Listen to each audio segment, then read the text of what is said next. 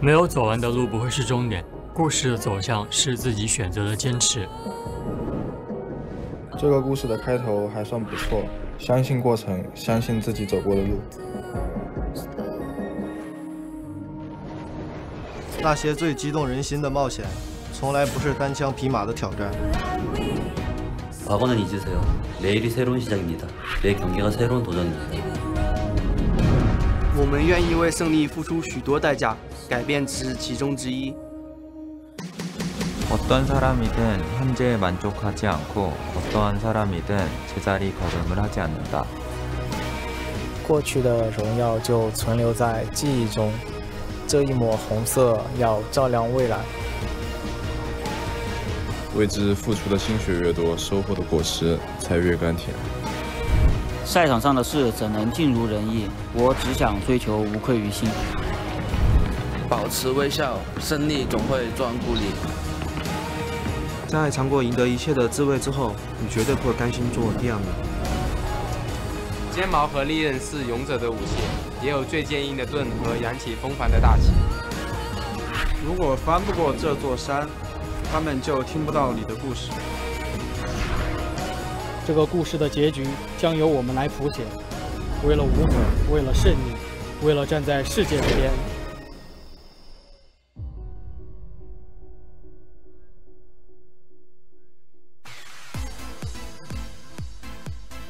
Week 1, Day 5 of the LPL, and we're back, boys, from the heart of Shanghai and the top of the Super Brand Mall and the LPL Battle Arena. But that said, we're doing a bit of a globetrotter, if you will. We're going to all of our away arenas today, or at least 3 of them. Hangzhou up first, then Chengdu, and finally the revealing of Xi'an, Team WE's new arena. But right now on your screen, Hangzhou that's PYL. We haven't seen him in the game yet, but we're going to see him today. And they're facing across from Suning Gaming in our first best of 3 of a very stacked day. Again, it's an early start. It's going to be an early start tomorrow. So prepare yourself for a possible 9 games today. Is now Suning Gaming filling out the paperwork, crossing the I's, dotting the T's. Said that backwards, but that's okay. I'm Indiana Frosky in Black. I'm your host. I'll mess that up all day. And I'm here with my analyst, Brinto Raz Mohammed. Every time I say your name, I want to say Razzleplasm. I'm so sorry. One day you should say it, just to mix things up and make people wonder, it's like, where did that come from? Well, guess what? It's silly as hell.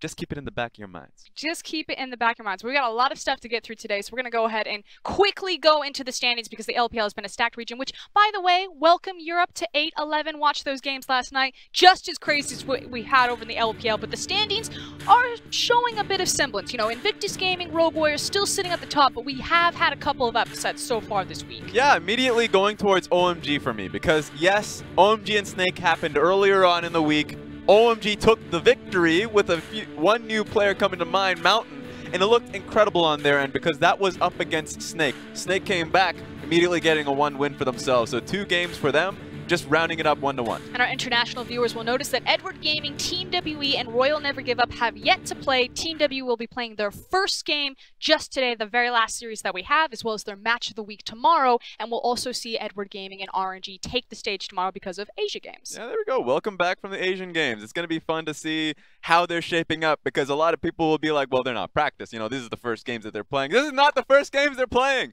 They're playing a lot of games coming into this one, so they're well and truly ready for this. Yeah, that said, but let's go ahead and take a look at today's matchup and kind of do a little bit of a deep dive on the 3 best of 3s that we have today. It's Suning versus LGD, Rogue Warriors versus OMG, WE versus TOP, and again, Hangzhou, Chengdu, and Xi'an. 3 different arenas today. Yeah, this is what I love about franchising. Immediately now that the new teams are starting to get ready for it because Suning Gaming coming to mind, going up against LGD. Remember, Suning played yesterday, going up against Vici Gaming. Yeah, played here in Shanghai, because again, we are in our Shanghai arena, then had to get on the train, I believe, and drive down to Hangzhou. Yeah, exactly. So this is just what's going to happen now. Hangzhou is very close to Shanghai, so it just means that that gives them that 1-day travel time. So there we go. I mean, they don't have a lot of time to scrim immediately afterwards, just have to get on the train. So that means that you have to work around your prep time. Prep time came before the last game. And ultimately, these aren't the only arenas we have. This is just 4 that are on Showcase today, but we have a total of 6 arenas, including our Shanghai one and our newest one in Beijing. Yeah, RNG is going to be playing at the very last day of the week. Hopefully, they're going to be in Beijing, so that'll be fun to see how that's shaping up. It's great to see because, you know, there's already been announced that next year you're going to see a lot more teams going forward. I know one name that came to mind was Jingdong, so it's going to be great to see how franchising goes in that direction. The Battle of Beijing between JD Gaming and Royal Never Give Up. It's what I like to see. And what's also cool is if you're a history fan, Xi'an used to be the original capital of China, and so you have Team WE, World Elite, you know, the former dynasty, and then you have the current capital of China in Beijing, and it's RNG. I think it's nice how it kind of mirrors current history happening right now. Yeah, you know, 2017, the year of WE. You're talking about way back in the history. You can even just go to the fact that WE was 2017, RNG 2018. Maybe WE can come back and make it work, but it means this split has to be a major resurgence for them. That said, let's go ahead and hyper-focus on today's first matchup. It is going to be Suning Gaming versus LGD on LGD's home turf. Now, like you said, we just saw Suning play yesterday, and one of the key names that was missing from the roster was Knight, but Xiaoao managed to put up a good performance. Yeah, so Xiaoao, we already saw him before Knight came on towards the team. It was the Xiaoao show. So Xiaoao was sporting the Jax pick. He was going to either play towards hard splitting on those nice key picks for himself, or he's a great team fighter. So, I mean, we heard confidence from the coach that it was going to be all about Xiaoao, and you would expect this matchup to be all about the top lane because that's the same case for LGD. Yeah, and that's the thing. If you're looking across, it's Jinnu. If you're going to find a North Star now that Imp has left LGD, it's going to be that top laner. You know, we call him Shy Light, but you look at the numbers, and he's pretty much almost outclassed in every single metric by Xiaoao. Yeah, it's interesting to see that, just because it was LGD as a team that even though they live and die by Jinnu, recently and in last split, they've been dying a lot. That's just the problem with the team a lot of the time. So even though the strategy goes through you, if the strategy doesn't work, you start failing. But it's been coming in pretty hot in their last set. Remember their first set going up against Invictus Gaming. He got himself the solo kill on the tank matchup, so you already see that he was doing quite well for himself. I would love to see the new picks that he does, because in solo queue, he's coming up with the Aatrox spams. Yeah, but then on the other side, Xiaoao, as we take a look at some of his highlight reels, whereas Jinnu's known as, you know, the hard carries, the Fioras, things like that. Xiaoao, he's been branching out. He's got his Mundo, he's got his Singed, and let me tell you about that Singed yesterday. If you didn't see it, it was dirty. It really was! The man was getting dived repeatedly. He was definitely public enemy #1 going up against VG Gaming. What makes it worse is this. And by the way, I lied, because worst gets to worst. Look at Audi. The man is not going to live for much longer than this. Exactly. It wasn't even worse right there. You're like, miss the E, that feels bad. No, this is the worst moment. Zoom it in. No! Still hurts me that's literally coming out the BM, but really though, the fact that both of these top laners are going to be coming in, because we already mentioned it, both teams lost secondary carries. One in Imp, the other one in Knight. So if now it just seems like it's all going to be centered on that top side of the map, it's in the top laner specifically. It's going to be fun specifically for Jinnu, because Jinnu has been known coming out with the Riven pick, now Aatrox. I don't know if he's going to just hyper-focus on the picks that have made him worthwhile, because if that's going to be true, then we're going to be seeing junglers go in that direction as well. Are you under the same mentality? Because Clement says that the top lane is actually less impactful than it ever has been, despite all of these picks. Well, why? So the reason for it is because mid lane has been ridiculous as of late, pooling into jungle. So resources at the moment have been really heavily towards the mid lane. So that's the meta. But I feel like both of these teams disregard that because their key players, the ones where historically it's been working for them, has been in the top lane. So feels like today is going to be a bit of a meta busting. Meta busting indeed. You can see that we're getting some shots from the Hongju Arena. It has been built specifically for LGD. If you've never seen it before, you got the big LGD screen. If you actually look at the seats themselves, they're massaging chairs, and they spell out LGD in red and black. So as you face the crowd, you get a nice little, you know, morale support for the team looking out across their fans. And I know that one of my days off, I'm going to have to go to this arena.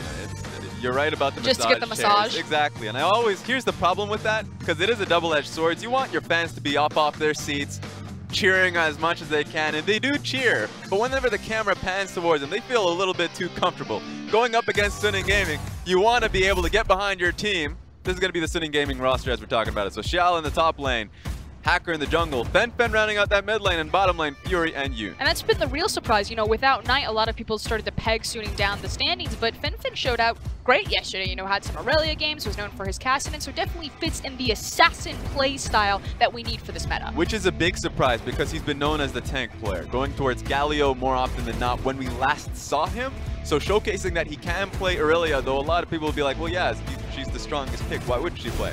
you'd be surprised, ladies and gentlemen. But yeah, looking at the LGD team. Now, our hometown favorites, it's Jinu, Amy, Yuki, FDY, and PYL returns. Now, the first time LGD faced against Invictus Gaming, it was Newt in that support role, but calm yourself, LGD fans. Your captain, shot caller, and hero has returned. Yeah, I'm happy that PYL is back just because they needed some veteranship on the lineup. It seemed like when they had Newt, it was literally just Jinu. So now you have somebody that can speak to the team, and it makes it work a little bit more fluidly. And speaking of the man himself, you saw it there. It's now Xiao Al on the screen, so even the observers know this matchup is going to clash in the top lane and be very volatile. Both these guys play the lane, not to win the lane, but to kill the other guy. Hell yeah! So that's why this game, and I know this is going to be very similar to all you solo queue players out there, might be ending at 10 minutes. So like at that point, it's just about the laning phase for me, even if we see the orange pickup coming from Jinu, because even though the coach is saying, all right, team fight, 20 minutes, Jinu's like, I know how to team play fight now. Team fight now. Kill him. I don't have anyone else. I am the team. So that's where I'm looking at this top lane matchup and seeing that it just depends on that point of a game. Because a lot of it means that now jungle is going to be rushing into that area. Perhaps Yuki, since he has roamed in the past, last play, he's been roaming quite a bit when he gets his lane rolling, that it's going to be 3-man fights in the top lane. And maybe if we see bottom lane centric, maybe if I'm proven wrong, it's still going to be really hectic early because the TPs will be channeled. So quick, from the hip, who's going to win? Oh, Suning. Suning looked good yesterday. I think they'll look good today. Okay, well, you heard it from Raz here. So Suning Gaming is going to win. We're going to see what's going to happen. Sending it over to the casters, it's Dom and Rusty.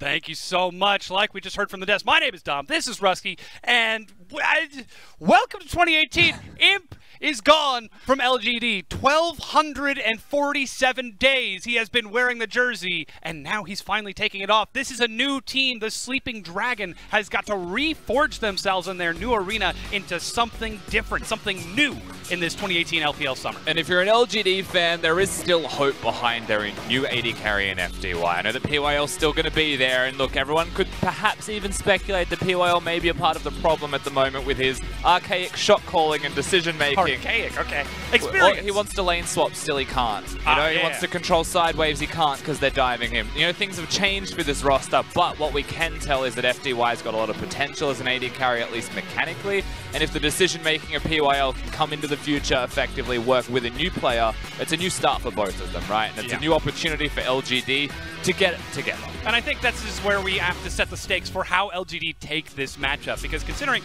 they are playing with Yuki, they are playing with FDY and Jinu, if LGD want to win this, it's not going to be through outskilling their opponents in these 1v1 matchups. We hype up the top lane for Xiao Al and Jinu because that looks like it's going to be the closest, but elsewhere on the map, especially on the 8-11 meta, it's going to be a lot more spicy. Yeah, what's interesting about this, and specifically for LGD, is that their last set was against Invictus Gaming, and that's a team where you come in, you're like, okay, we are outmatched individually. Yeah. Absolutely. They didn't even have PYL playing in that one, it was Newt.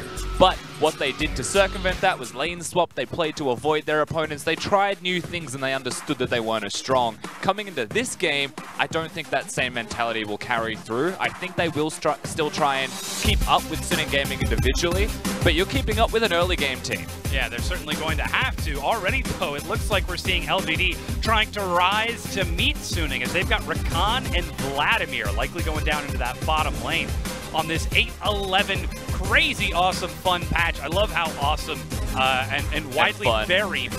It's also fast. There are capture points. The minions are different. 8-11 is a brand new world.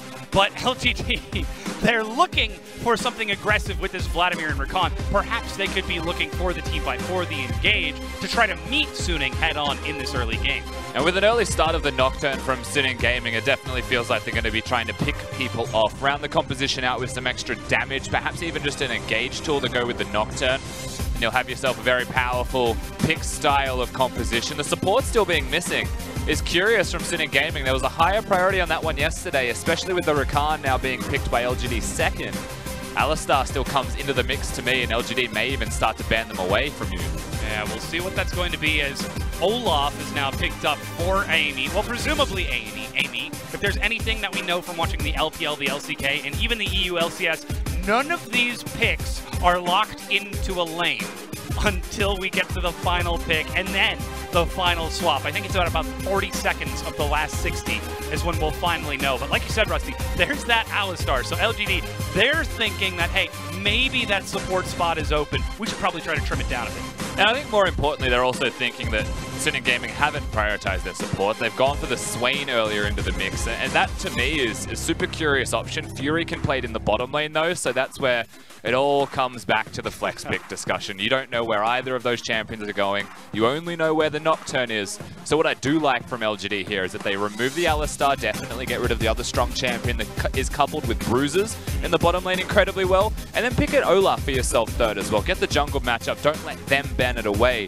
So now, even with the Jax ban by LGD, Suning Gaming banning a top laner for themselves, well, LGD actually get to pick first because they're on the red side. So they actually get to choose which lane they want to take priority in or counter pick for. Yeah, it'll be fun to see where they look for that counter pick as well, because they'll also get to see the final composition from Suning. So will Suning keep LGD on their toes with their final two picks themselves and try to look for a few more flexes?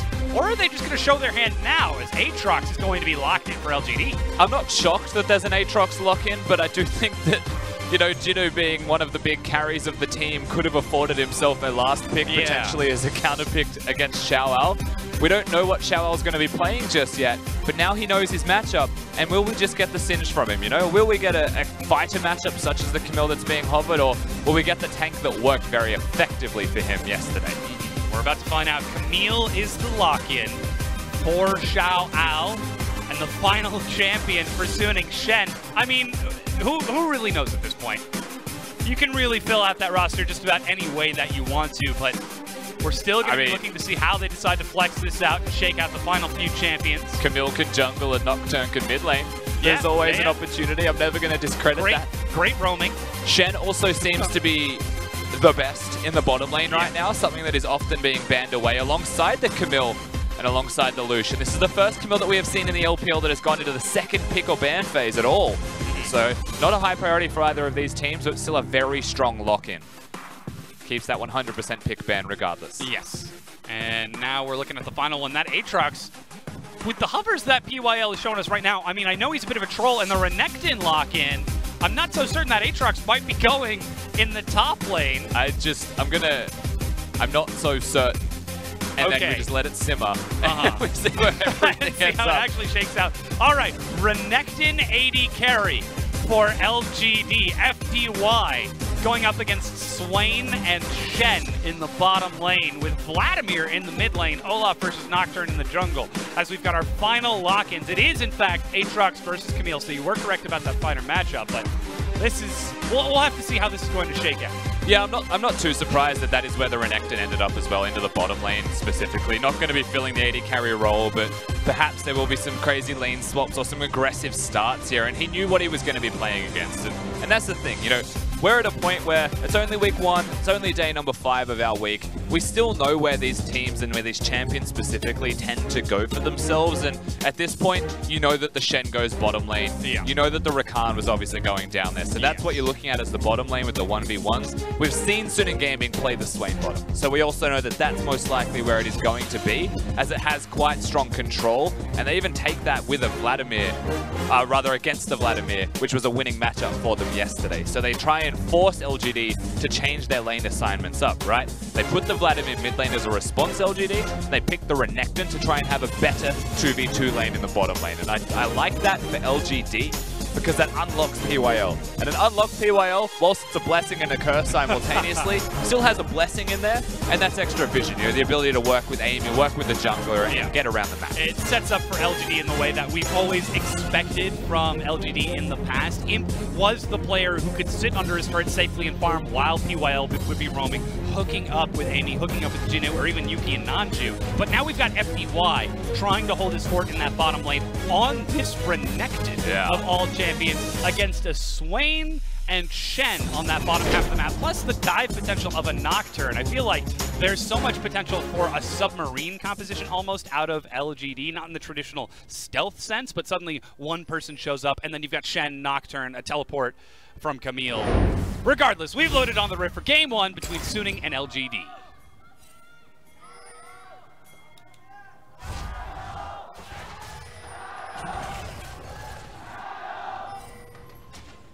Starts with a little bit of early damage there onto FDY. No summoners to be used, however. And to bring it back to your Nocturne point as well, there's a lot of damage that can come out of Suning Gaming across the whole team. But who's that Nocturne assassinating, first and foremost, is always going to be the question, right?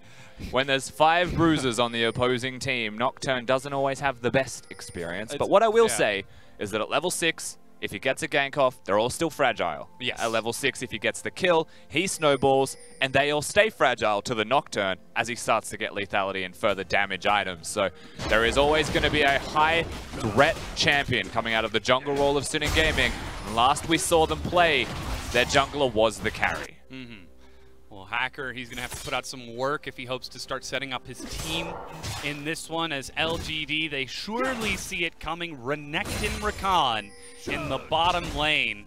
Lots of crowd control. A very early ward from Suning is going to spot out Amy. Of course, Olaf, as is expected, wants to jungle at nice low health so that he can clear a little bit faster. But that could open up some invades for FLICKR if he decides to head over to that side of the map, or perhaps even for a lane if they wanted to try to push in with FLICKR after taking early control of the Scuttle Crabs. Yeah, a lot of League of Legends right now being level 2 gank based, or level 5 trying to power farm or find your opponent jungler, right? So they've found their opponent junglers. They both started on the bottom side of the map with the duos, looking for that better leash or to hide vision perhaps. Either way, pathing towards the exact same side means they're not going to be hitting the level 2 ganks. You can see them moving now. It's about that next step because the Scuttle Crabs have been secured by Suning Gaming. Just a level 2 all in. That's what the competition is. Renekton Rakan, the auto attack and the ignite, but under the turret. PYL and FDY both take a hit. Yoon is going to let them go. I wouldn't have. There it goes. The Visions of War, a flash. Visions of Empire, sorry.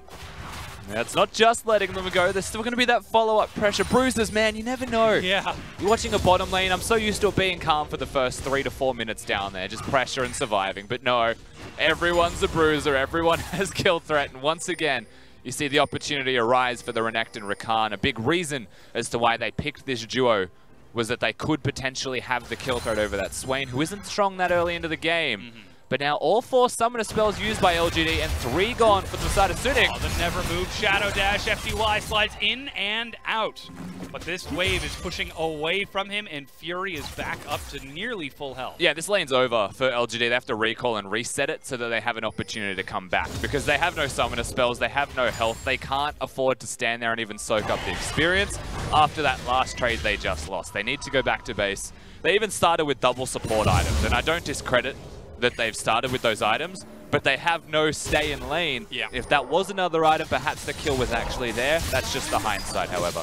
I mean, we're looking for LGD to reinvent themselves in this 2018 summer without Imp in the bottom lane. What better way than to all in your opponent's level 2 and say, we are the alpha lane. The only tragedy is that they didn't get any kills, and like you said, now this lane is going to become a whole lot more difficult. So perhaps LGD trying to prove themselves in the 2018 summer. And already 20-6 in CS with a held lane pretty nicely here from Fury and Yoon. So the CS advantage will continue to grow. Whilst it doesn't mean a great deal in itemization right now, that lead will persist and you would expect continue through the next couple of minutes. So that's where the junglers have to come into play. Olaf quite capable of ganking that bottom lane, especially if it starts to push, but he's looking mid right now instead. Running forward to Ben, flash, and the axe. Amy with the dive, gets an auto attack, stun under the turret. Amy's got first blood, but the turret finishes it off and gets revenge. Good flash from Amy to secure the kill, but not enough mobility to get himself out afterwards. So just goes down. Yuki does not follow up with the flash afterwards, following the Aurelia. So they don't find themselves the clean kill, but you take that kill. We do take those if you're LGD. We do take those. To quote the young Daniel Dracos, here goes Amy, as he's looking for the, well, maybe he's looking for the chase. There it is, finally dived forward. Level 4 sitting on a red buff, was going towards the Raptors, the opponent jungler here of FLICKR. Good flash, of course, Fen does still get an auto attack and the ignite off ignite, meaning a great deal there for the kill being secured. Now, looking back at this bottom lane, it's a good thing FDY doesn't need to use mana for those abilities because he's already down to low health, and I assume he would be at low mana otherwise. But the wave is starting to push in. Nocturne is on this side of the map. FLICKR could try to be setting up for a dive. Eldritch Blast, the flash, Shadow Dash, and Visions of Empire again. Yoon is going to go down to the turret. PYL is going to force Fury away while FLICKR retreats as well. So another one for one. Yoon's my kind of support, man. He just flashed in and suicided to get the kill. That's what I'm talking about. Keep FDY down.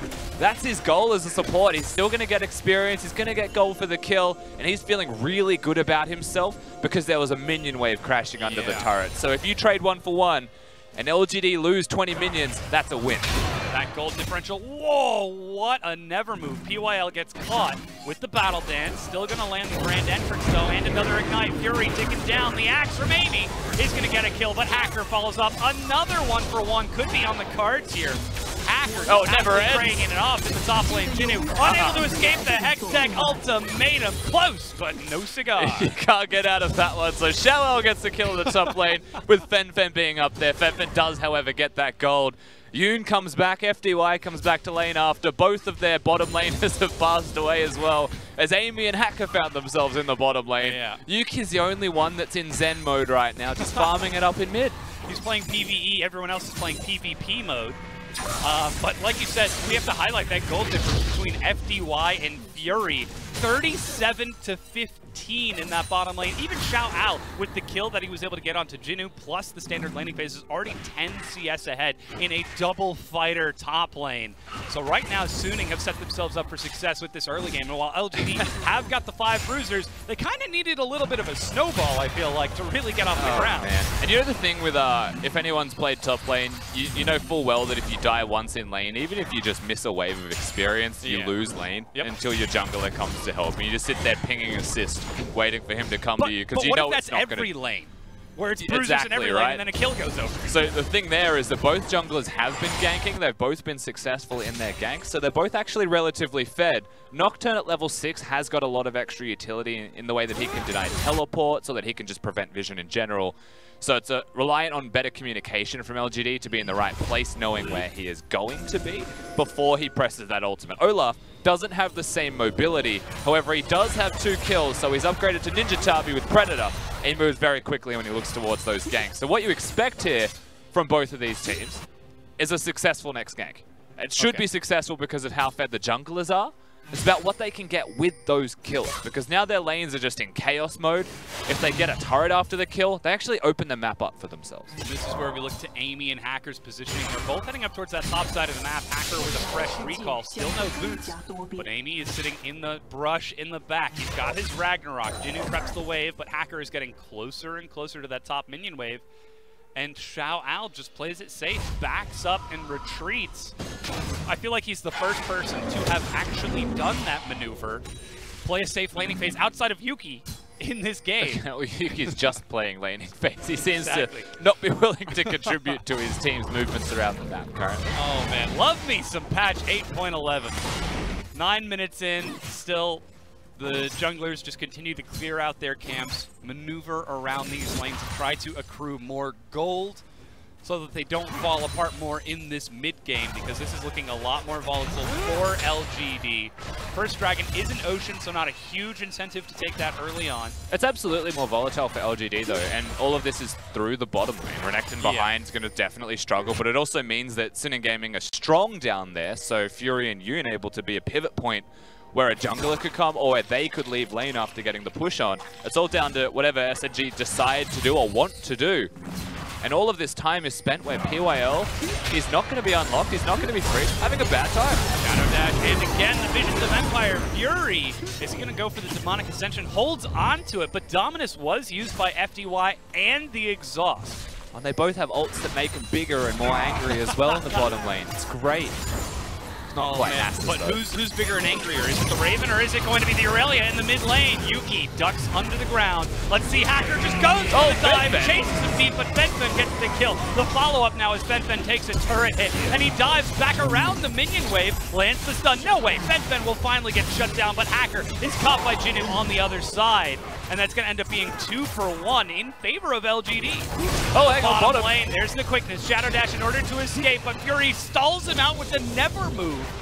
I cannot believe he still managed to hold on to that. Still holding on to the Demonic Ascension, too. That was actually really well done from Fury to disengage. PYL was looking for his opportunity. And there's the Demonic Ascension. That's it. Dragon Trainer Swain has found himself a new pet. FDY gets put back in the cage. I guess a style flash as well wants to just secure the kill and look cool while doing it. Gets some extra damage onto PYL. FDY had a flash of his own, so just the safety there from Fury secures it. Control of the bottom lane persists from Suning Gaming. Top lane turret also goes down as the first in the game for Xiaoel because Jinu tried to leave his lane and assist in the middle lane. This is absolute chaos, but still all of the victories go towards SNG overall. Absolutely wacky. I mean, we joked about Dominion a little bit earlier, but this, I gotta say, patch 11, it's fast, it's fun, it's wild, crazy adventure time. You could pretty much play whatever champion you want. Yuki couldn't get it. Trouble here. Fen. I think he's just flexing on the mid lane right now. Doesn't even have his Triforce yet. This is one of those things where, you know, we watched Fen earlier. We didn't know how good or bad he would be. We knew he was a Kassadin player, and we even alluded towards Aurelia having a lot of mobility, Kassadin having a lot of mobility. He can effectively play the same style and be successful at it. And you're seeing exactly that, and we saw it yesterday. So it's a surprise he gets the champion. This flash, avoiding the Olaf by flashing under the turret to dive, and there's a shed that was magically coming and somehow wasn't. Got completely cancelled out, so Fen does die in the end. And Jinu coming here gets the kill, right? But Xiaoel was also pushing top lane through all of that, so they get a gold lead. Like you said, it's Suning Gaming that are setting the pace for this game, and LGD who are forced to respond, and that's going to result in 2,000 gold so far. Over the wall, here comes Jinu. Here comes LGD. Pops that Predator, and Scuttlecrab is ready to get involved as well. There's no ice spawning anymore. Ultimatum stun onto Shelly the Herald. They're going to try to finish it off, but they chase forward onto Hacker. They're going to kill the jungler. He just flashes over the wall and can get back in. Smite for maybe should be getting that Rift Herald, and they've separated Fen from the team, so LGD are the one who turns Suning's play. And there's 5 people now in the mid lane. Jinu's going to go back to top, of course. That's the Herald being summoned. He's not freaking out next to the wall. It's all good.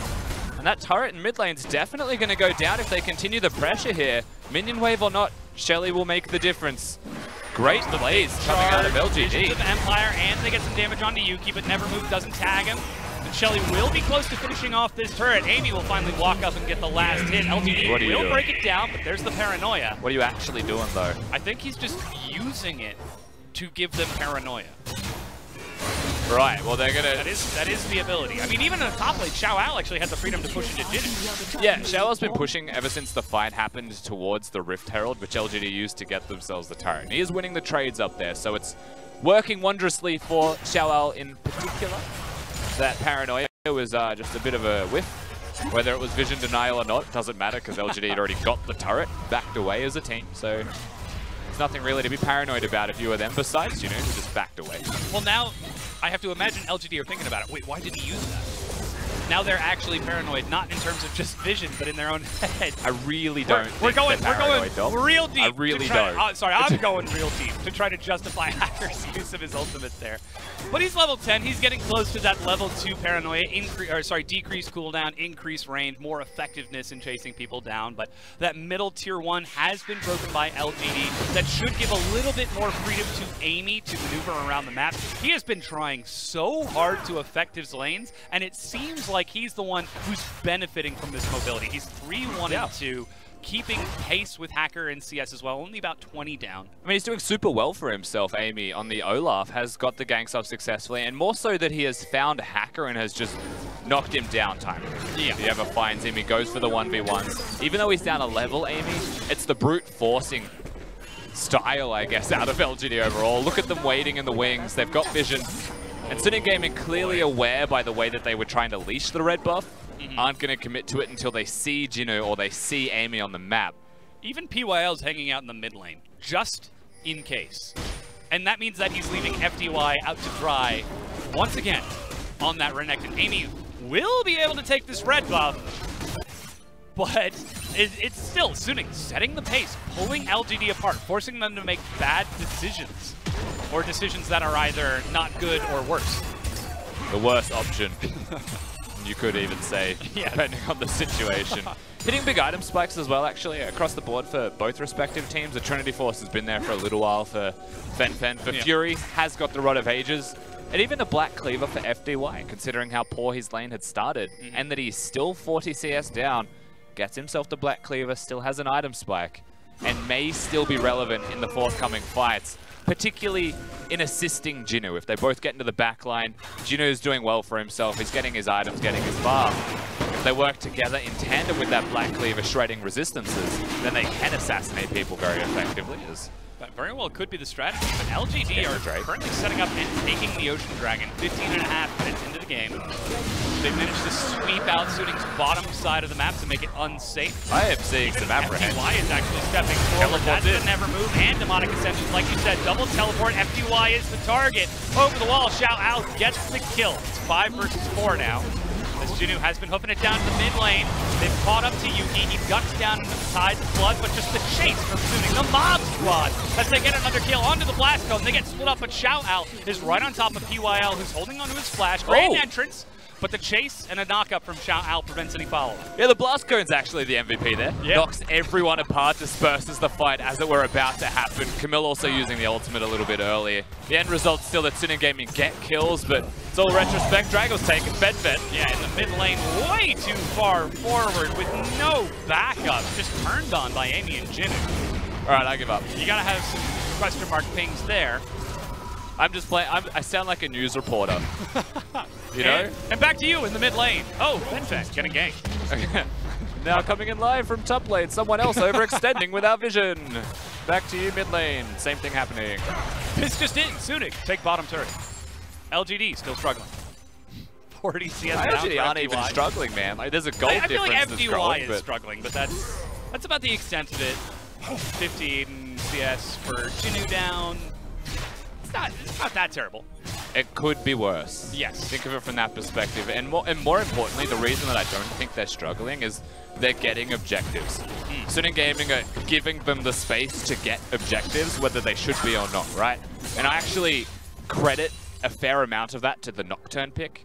He got early kills, but so did Amy. Amy's then found the Nocturne, has beaten him down, kept him into the confines of his own jungle, and has really struggled to get plays after that hacker. Hasn't found an opportunity, misclicked an ultimate once presumably as well, and just hasn't really been on the board. Meanwhile, LGD, they're getting vision in places, they're setting up for objectives very quickly, I might add, still setting up for them, and just doing it. Suning Gaming always late to the response, it feels like. Whilst they're reacting well once they get there, late to react. And this is where I think we have to credit LGD's experience for PYL and Jinu. Though they might be trying to rebuild as a new team without him, with FDY in the bottom lane and Yuki in the mid lane, we still can see the years of setting up for objectives and preparing wards in advance and communicating with his team that PYL brings. Even if sometimes he does go on some wild, wacky warding missions that could get him caught out of position. We haven't seen any yet. In this game, I should be clear. But of course the series is young. He's unstoppable, by the way, so he does get away. Yeah, still Suning going to be pushing up the mid tier 1. Fury and Yoon have been swapped over here. Fen and Amy, or sorry, Fen and Hacker are hanging out on the sides just in case they wanted to follow up and look for a dive. Yeah, all grouping up towards mid lane LGD, and at the same time, Suning Gaming were looking to pressure the turret. They took pot shots and tried to find the opportunity to push it down. But when your team has one ranged champion, and that's a Swain, it's a very difficult thing to navigate and actually get the structure down. So Yuki, as the Vladimir, is actually able to use his health as a major resource and try and keep the minions away from the turret in the first place, prevent Suning Gaming from getting there. So you can see what they've done in response to this is they've sent the Aurelia back down the bottom lane. Fen goes to a side lane. You've got Xiao Ao on the top lane, is Camille split pushing up there as well. And then they bring 3 to mid, but they don't reveal the third member. So they've got the Swain and Yoon here. They've got the bottom lane duo pushing mid, pressuring. Hacker actually perhaps looking for assassinations in those side lanes, threatening LGD. And if that is a successful even just bait, or idea that LGD have to consider, PYL may leave the lane to place vision, and that's when they could strike him with. And that's where we're starting to see some defensive wards from LGD on that top half of the map in their own jungle to keep an eye on where that Nocturne is, to keep an eye on whether or not he could be bottom. FDY has been farming in that bottom lane as a result of this. He's only about 30 CS behind Fury right now, level 10 to level 10. And LGD have just made a move, experience. They've gone up towards top lane. They were looking for the Camille, but it already recalled. They've actually lane swapped this time around. Fen is an Ignite user, right? Yes. He's not the teleport user, so he does have to be on the Baron side of the map. And it's good to see that they've recognized this sooner rather than later, before it ever becomes an issue. And they send their Camille with teleport down towards bottom. Teleport not up yet, but up soon enough that they can do that soon. And that does mean that Xiao Ao gets at least a little bit of time to push into this bottom wave, and we could be seeing the momentum swing back for Suning. If Yoon doesn't get caught out of position, he's fighting for some wards here, but Amy and Jinu That's a That cute little mob placement squad, they're there. waiting over the wall. That's the Predator. The first undertow hits Yoon, and Amy decides he doesn't want anything to do with it. Yells bro, runs away. Next time, bro. You will be mine. I think they were perhaps even considering Fury above Yoon. Yoon obviously having the dash to get away. And the flash, very hard to chase down, but they don't have anyone bottom lane. FLICKR doing what we expected, looking towards bottom, but the Olaf is also here. He's sneaking forward. Xiao Ao going to step up, but FDY doesn't want anything to do with fights. Amy says, can we kill him? And FDY says, no, minions. I have to get the swipe Tiamat proc and clear out everything. And now he's getting pulled away from the lane again. Yeah, Jinnu is finally getting pulled over here. And still, Xiao Ao is going to trade some attacks against him and just whittle down that turret. Next Dragon's up in 15 seconds, and still FLICKR is hunting. Will he be able to find him, though? Xiao Ao He's on. Gets one. There's the Paranoia and the ultimatum. Jinnu pops into Massacre, but he's able to get out of the ultimatum. Leaps away and has the flash. Xiao Ao dives, but over the wall goes Jinnu. Now, Jinnu does not have his revive anymore, and Xiao Ao has to walk through these minions. PYL, he's waiting for that hook shot cooldown. He's waiting for the outplay. Xiao Ao is looking for it, but he's caught in midair by FDY, who finally gets his first kill of the game. In the mid lane, Fury is going down to the Emo Plague. Amy flashes for the style points as Yoon is forced to retreat. And Amy, stop yelling! Get your hand off the emo button. He just keeps yelling, bro. I'll see you, Drew. Stop! That's classic. All right, LGD, they're teleporting. They're going to the Baron. They're going to yell Bromacia the whole way because they've killed Fury. Yoon has to recall. And Bromacia. Absolutely. His bedazzled jeans have now made their way over to that Baron pit. Fen from over the wall. Looking for the 1v5 steal. Drops a ward, but a control ward denies it. Yoon is there along with FLICKR. No Paranoia, but it's level 12 to level 12 on these smites. Yoon sitting on that side, waiting for the big shadow dash. He does have flash. That's the teleport. And they're going to turn and look for the kills, but Fen goes in. He's going to start dancing around. And Xiao Ao joins the fight, and it's a bruiser brawl. They're all grouped up and hopping up and down. Yoon is forced to back away as FLICKR gets a kill at the cost of his own life. Meanwhile, they turn around onto PYL, who's knocked back.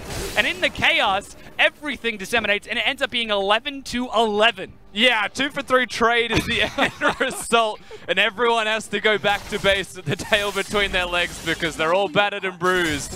FDY may not be able to deal with Xiao Ao in the top lane though, so Suning Gaming still keep control of the map a bit better as the end result of that fight, and pushing mid lane, so they should get themselves a turret. It's a win for Suning, but we can't exactly say it was a planned win. It was more of a reactionary, oh no, we've been caught in 2 places at once, well let's just group up and not lose the next fight. It was kind of a fight where I thought that LGD had the upper hand and should have been able to successfully win. It was a sick ultimate out of Fen though to disable a lot of them from dealing damage at the very start after the taunt came out from you. You can see them all there locked up. Xiao Ao also getting in with FLICKR. And then the disengage, trying to run backwards, and PYL is the person who overextends just a lot of a bit here and does find himself dying with the rest of the team running away. Yeah. Could have been good for LGD if PYL just didn't go a bridge too far, but he was about 7 bridges too far. Give or take. 1, 2, and 4 right now. Also, I have to say, Fen, he disarmed 4 people with that ultimate. I mean, sure, you see them go into the cave and he gets the ability to jump around, but disarming 4 bruisers in the current meta, absolutely awesome ultimate. That probably helps turn that fight around. But now, as we're getting to that 24.5-minute mark, LGD are a roaming death squad, a band of marauders moving around the Baron buff. They just saw Xiao Ao on the other side of the map, and there's no vision from Suning. They do it fairly quickly here, Dom. It's not going to be quick enough that Suning won't get here, however, as they're re-engaging. They turn and engage. Fen is the target. He flashes back. There's the Paranoia, but there's no chase. Fen goes in, drops the ultimate again as FLICKR joins the fight. The AoE is stacking up, and LGD in the corner are going to slowly start losing members. They've lost 1 so far, but Yoon can't get over the wall. That's another one, but Xiao Ao is trading it over crazy. And the ace for Suning as they manage to get a triple kill for Xiao Ao. Xiao Ao and Fury just go off in that fight. We won't talk about what Yoon did unless there's a replay, but the rest of Suning Gaming looked incredible. A massive shield coming onto the back of Fen. You can see they wanted the fight. You can see that LGD tried too hard to force that fight in the first place. PYL using the major engage source that they have just to find a single person and not even lock him down. So the Baron secured by Suning Gaming. And LGD on the back foot. They're even going to wait for the respawn. Timers, Hacker and Fenfen are almost back up. 600 health and it's healing. There they go. They get one and buffs on both. 5-man Suning buff. The charity from the team. You got to love it when that happens. Guys, can you slow down Baron real quick? All right, nope. so PYL goes in. Let's not look too much at what Yoon does, but let's acknowledge what Yoon does. Of course, the ultimate comes through, doesn't get it off, taunts into a wall, realizes that he's not next to the Aurelia who has disappeared. So the rest of the fight is secured by Xiaoel and Fury, like ridiculous amounts of damage. And just great team fight awareness, honestly, from Xiaoel using the hook shot, finding the right targets at the right time. Like you said, just setting up for those bruisers. Yoon and Xiaoel setting up for Fury as well, but Xiaoel is chasing Yuki over here. They've got that Baron buff for a good 3 minutes now, and all of the tier 1s have been broken, even the top tier 2 by Xiaoel earlier. But man, he's level 16, 5-1 and 5 with 3 complete items, and the next closest on the other team is level 14, so no one can actually trade with the Camille. This game with a Baron buff, you would just say is outright over whilst they have Baron. No one can fight him, so towers will fall no matter what. They've even got a Nocturne split pushing on the top lane right now. Side laning, because the Camille's going to bring so much pressure, he's going to guarantee a turret elsewhere. Pushing all the way up to that inhibitor, you can see Yuki. He's trying to figure out which lane he should defend because Xiaoel is going to start pulling some attention. Hacker has the ability to join that fight in the mid lane with his paranoia as LGD. They're defending the mid-tier 2. When they have been reacting to Suning's plays, they have been largely successful. But when it's Suning who have been reacting to LGD trying to make something happen, Suning have been leaps and bounds ahead of LGD, but the bottom tier 2 is left completely open. It's going to go down 5 turrets to 1. 10, nearly 11,000 gold advantage for Suning, and they're not done. Yeah, Xiaoel is just daring the closest person to come up and try and deal with him, and we all know that that's just a pipe dream. It's never going to happen. They can't get up to him whatsoever. They need 3 people, frankly, to actually get him dead. So Suning Gaming, they're able to push forwards in mid lane. They've got the 1-3-1 set up. Hacker is in the most awkward possible place until this wave continues to push. Yeah. But it is in the correct position as of right now. He's in ult range, and they've got 2 people dealing with bottom. The ball is in Suning's court. Yuki steps up to the minions, but Hacker and Fury going to start trying to clear some damage onto the turret. Never moves. Fury's really the only ranged member who can get damage onto it. Hitting the turret as well, but he's definitely trying to hit spells and catch the Vladimir first, maybe get some chunk out before stepping too far up. Yeah, he does have the Morellos, so we'll be able to apply Grievous Wounds and potentially stall it out. Maybe they're just relying on the cannon at this point as the remaining members of LGD finally step up to clear out that wave, and Hacker back into the mid lane. Yeah, so they're actually... Oh, they're actually diving. That's the paranoia. They're looking for the kill. Hextech ultimatum. Xiaoel just gets the solo kill nearly. Stand United, actually, he's got some assistance from Yoon, and they're diving under the turret. Hacker finishing off the turret. He's going to get there, but here's the rest of Suning. Set to finish off this game 1 as they just mob onto LGD.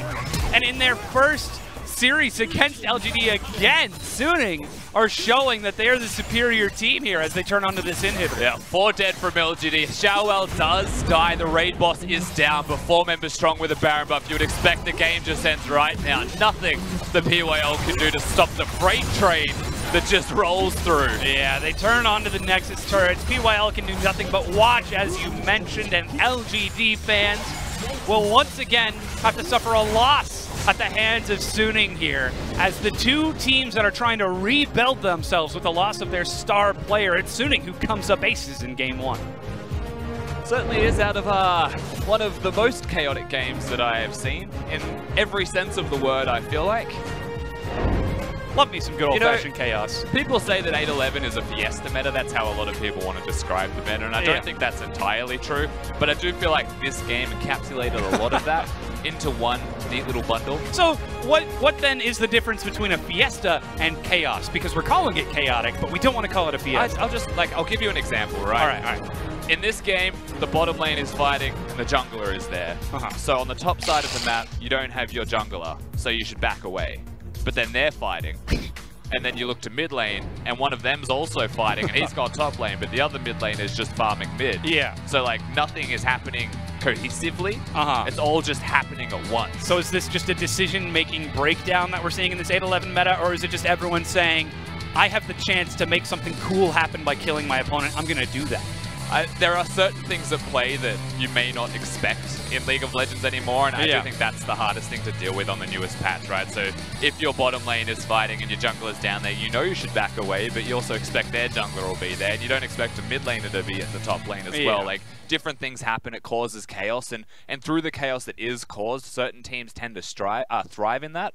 I think Suning Gaming is a great example of it. They're an early aggressive team, they're a bloody team, they want to go forwards and make big plays, and they're free to do it wherever they want, whenever they want right now. And it certainly worked out for them in that game one. Now it's time for our analysts to make sense of whether it was chaos or a fiesta. To you guys.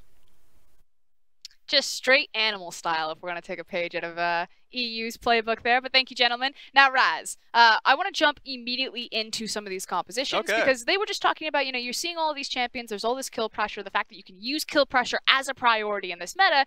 And the one that really speaks to me is Aurelia. Like, we've seen Aurelia as kind of like the blind pickable. Either she's perma-banned or she's perma-picked. And so now I want to throw it to the genius, the true analyst on the desk, the one who knows everything. Why Aurelia, Raz? I don't even know how to follow that up. I feel like I'm just going to immediately disappoint people. But I won't disappoint you with that question, because the question on Aurelia as a champion, yes, a lot of the numbers about her are strong, but her early game is actually quite weak when it comes to certain bruisers. So bruisers have been coming out in LCK, specifically the Renekton and Darius. This time it is going to be the Renekton. A Renekton? Yes, and here's the problem. Okay. But Raz, yes, the Renekton went bottom and not against Aurelia. And this is where my mood was like phenomenally high. And then when we get to the game itself, and it's going to be Vladimir in the mid lane, is like... So I thought the Renekton would be a great pick for the mid lane. Obviously, we've seen the Renekton versus Aurelia matchup historically, and it's even with the changes that Aurelia had, she still had a fairly weak early game in terms of the damage that she's outputting. Renekton's great for that. We've seen the Renekton there. So I'm disappointed that came through, but the reason for it is just going to be in the bottom lane. The Rakan-Renekton combination should be able to force fights, force pressure, so the 2v2, they valued that enough to have it there. But the Vladimir is going to be falling behind because it really should have pressure. And we immediately saw that in the game. Our very first replay, it was like you were saying. So they sacrifice having the Renekton-Aurelia matchup because they have the Rakan, and they value that 2v2 kill pressure. Tell me about the 2v2.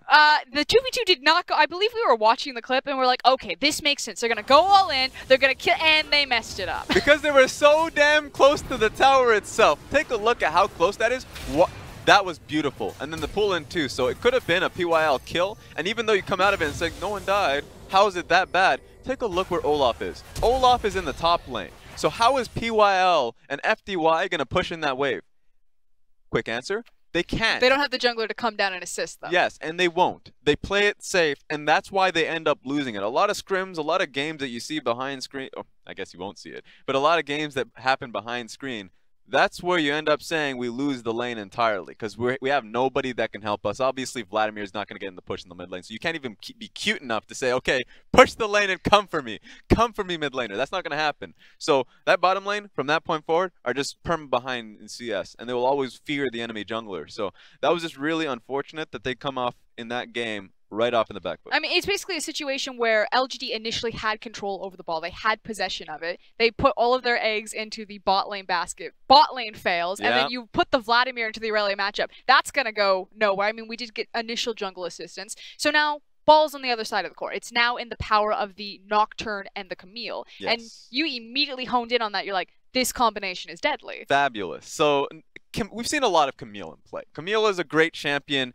And a lot of her, even though she's not a tank, she is a great team fighter, because combined with the Galio, combined with the missile himself, the Nocturne. The guided missile. Exactly. You see beautiful stuff like this, where Nocturne goes in first because he's able to get the jump on, but it happens fairly quickly. Put in the ultimate, and even though we didn't get to see them get trapped because you immediately die in the Camille ulti, we saw it happening later on in that game, where the Camille is just split pushing away, and it's the Nocturne using her as bait and playing it back, saying, anybody that tries to mess with my girl, I'll be on you right quick. That actually just happens in that game entirely. So at least LGD recognized that, and they never took the bait, but that's the problem. Suddenly they cannot make plays. they cannot punish anyone because they don't know where Nocturne is, and they're fairly certain he's tied to the Camille. And then you have this composition where your Renekton and your Rakan failed. Your Vladimir was never going to take off against the Aurelia. And then your top lane is an Aatrox who is like, he's either on or he's off. And suddenly LGD have very little win conditions. And it calls us to our last team fight, which was right before the Baron. And now they don't even have to play this Nocturne Camille side lane. They can just group up with all of their gold and jam it right in LGD's throat. And this is where you would want, if you were LGD, and you say, this looks good for us initially because we can get the pick. We're forcing the enemy team to our play. Look at Fury. So Fury's online. He's had a lot of gold underneath him. He has full fragments at this point. So the damage that he's able to get at this point of the game, boom, big enough, good enough, that even though Suning start that fight off on the wrong foot, they already have the numbers to take the win. Also, I do want to give a shout out to Finfin. That was some sick Aurelia play right there. He got a really beautiful ultimate. BDD and Xiaohu would be proud. So my last question then, Raz. How the hell do you fix LGD? Because the thing is you're a former coach. Yeah.